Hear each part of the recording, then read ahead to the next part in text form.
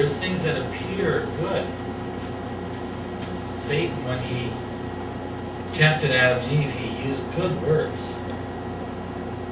We know in the last days that the end will have to be cut short because even the elect will be deceived. So we have to be very careful. We have to test all spirits. But Jesus doesn't use that side of things. He uses the Spirit of God. He uses goodness, a good spirit, in everything he works with. And so,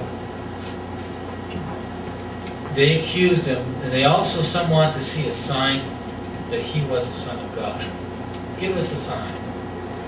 But he said, I won't give you a sign. But he did say that any kingdom divided against itself shall not stand. So if Satan is divided against his own, one day it'll all fall. And it's true.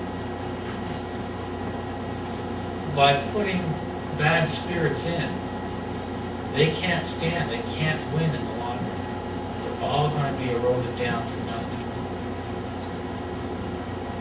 What will prevail in the long run is goodness. Jesus will have victory over all things. Satan cannot stand. And Jesus goes on in verse 21, says, when a strong man armed keepeth his palace, his goods are in peace.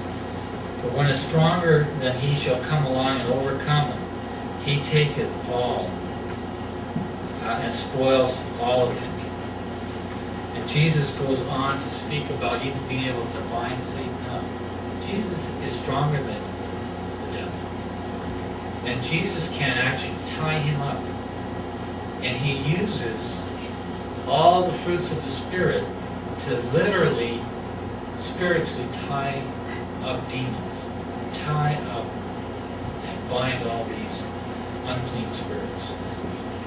And so when you use love, gentleness, meekness, kindness, all these fruits of the Spirit, picture in your mind that you're actually binding up evil. You actually are using that kind of power of God. Actually, God is doing the binding. But you are, through your prayer and your faith, getting him to tie up Satan. For greater is he that is in us than he that is in the world. God is in us, and he is great. If his Spirit dwells in us, he is greater than anything that Satan can do.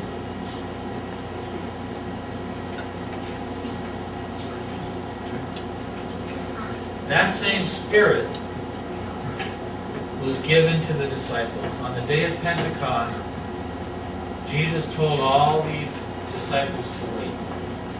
And they were standing there, and the Spirit of God came down them, and they rested on them. They could see fiery, cloven tongues come down. And when the Spirit came upon those men, they spoke in tongues. And others who were present could hear in their own language from their place of birth. So this speaking of tongues was actually in the original languages of other people that were present. In other words, if it happened today, that Spirit could speak in Italian, could speak in Greek, could speak in Chinese, could speak in Russian, English, Spanish, French. The Spirit is not a spirit of confusion. All things that are confusion are of the devil. As we studied this morning, everything God does is in order. The Spirit is a spirit of clarity, clearness, truthfulness. In God there is no shadow of turning.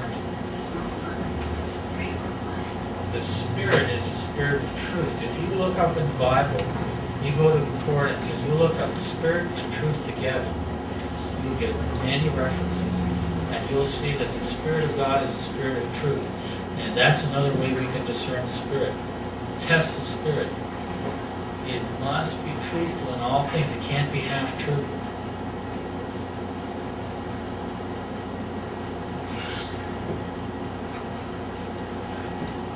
if you're in a place and it's 80% true, you're not in the right place. It has to be 100% true. I'm not speaking of the individual people, because we're all subject to error individually, but the spirit, the body as a whole, the organization, the church, the house of God, must stand only on truth. There can be no error. There's no room for error in God's Spirit. No shadow of turning with God. In the study we had this morning, he organized everything. If the Kohites, who were given the responsibility of cleaning the vessels, if they were to touch the holy things, they would die. That is very exact instruction. When they were to carry the Ark of the Covenant, there were certain men who were given the responsibility to cover this Ark. The others were not to touch it. They ran staves, holes through the Ark carrier, and posts through it. And the men carried so they would not touch the Ark, because it was deadly to touch the Ark. One time when David was merrily rejoicing and almost in a crazy state, David was naked, dancing, singing. He was in this sort of hyper spirit, you might want to say. And here's a person who loved God greatly. He was just so excited because, oh great, the Ark of the Covenant, we're bringing it to Jerusalem. And as the Ark was going over the river, it moved to the side. It looked like it was going to topple, and one of the men, in good intention, steadied it with his hand, and he died instantly. The Spirit of God is the Spirit of truth. There is no shadow of turning. And I'm not trying to be heavy here. All I'm saying is we have to discern and understand between truth and error. God is merciful. That man disobeyed, but I'm sure God will read his heart and say, he's coming into my kingdom. That's my opinion. I may be wrong, but I just feel God has that kind of mercy. Maybe that man had things wrong all his life. I don't know. Maybe that was just a judgment for him. But if he hearkened to the word of the Lord, he would not have put his hand out on the earth. Right? Let us hearken to the word of the Lord. And let us be exact and not in the wrong place. So the Spirit came upon these men. They didn't get like David and get all kind of wild and speak an unknown tongue that nobody could understand, that Paul refers to. Because tongues were not for confusion.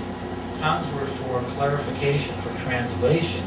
Tongues were there to bring people into the gospel so that Italians, Greeks, Germans could all hear this wonderful story that Jesus gave his life. Yes. And so these men had the Spirit of light on them. And from then on, the apostles went and preached Jesus. And they were able to cast out devils and all these things.